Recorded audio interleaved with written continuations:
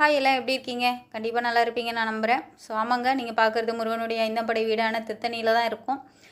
இன்றைக்கி ஒரு எக்ஸாமுக்காக நான் வேலூர் வரைக்கும் போக வேண்டியது இருந்தது. போயிட்டு முடிச்சுட்டு ரிட்டர்ன் வரச்சு வந்து பார்த்திங்கன்னா அரக்கோணம் வந்திருந்தேன். அரக்கோணத்தில் 5:15 தான் ட்ரெயின். ஸோ முருகனுடைய ஐந்தம்படை வீடு பக்கத்தில் தானே இருக்குது, போய் பார்த்துட்டு வந்துடலாமே அப்படின்னு சொல்லிட்டு கிளம்பிட்டேங்க.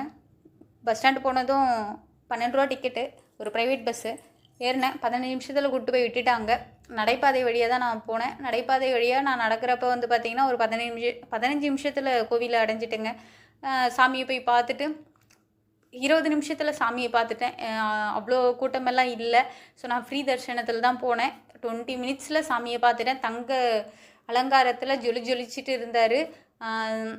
தாயாருங்களும் வெள்ளி கோலத்தில் ஜொலிச்சிட்டு இருந்தாங்க. பார்த்துட்டு ரிட்டன் வரச்சே வந்துட்டு பார்த்திங்கன்னா அன்னதானம் கூடத்தை பார்த்தேங்க. அன்னதானம் கூடத்தை பார்த்தா சரி சாப்பிட்லாமே அப்படின்ட்டு போனேன். சாப்பிட்லாம்னா நான் என்ன நினச்சிட்டேன், திருச்செந்தூரில் போன உடனே ஒரு 20 நிமிஷம் கூட நிற்க வேண்டியது இல்லை. போன உடனே டக்குன்னு சாப்பாடு கிடச்சிரும். ரொம்ப நேரம் ஸ்டே பண்ண வேண்டியது இருக்காது. ஆனால் அந்த நினப்பில் தான் நான் கோவில் உள்ளே போயிட்டேன்.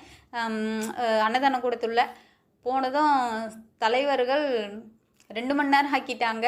என்னடான்னு கேட்டால் போய் சேகர் பாபு கிட்ட கம்ப்ளைண்ட் கூட, அப்படி தான் நடக்கும் அப்படின்னு ஸ்டாஃப் ஆச்சே அப்படி தைரியமாக பதில் சொன்னார். சரி ஓகே, அதெல்லாம் பார்த்துக்கின்னு அங்கே இருக்கிறவங்க விமர்சனம் பண்ணதெல்லாம் அப்படியே காதலி கேட்டுன்னு அப்படியே 2 ஹவர்ஸ் ஸ்பெண்ட் பண்ணிவிட்டு போனதும் நல்ல சாப்பாடுங்க. சூப்பராக இருந்துச்சு, குறை சொல்கிறதுக்கு இல்லை.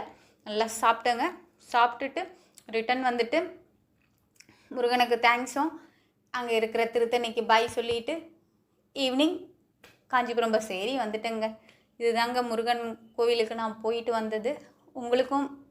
நீங்களும் கண்டிப்பாக போயிட்டு வரணுங்க. அதுக்காக தான் இந்த பதிவு. நீங்கள் கண்டிப்பாக போயிட்டு முருகனுடைய அருள் பெற்று வரணுங்க. தேங்க்யூ.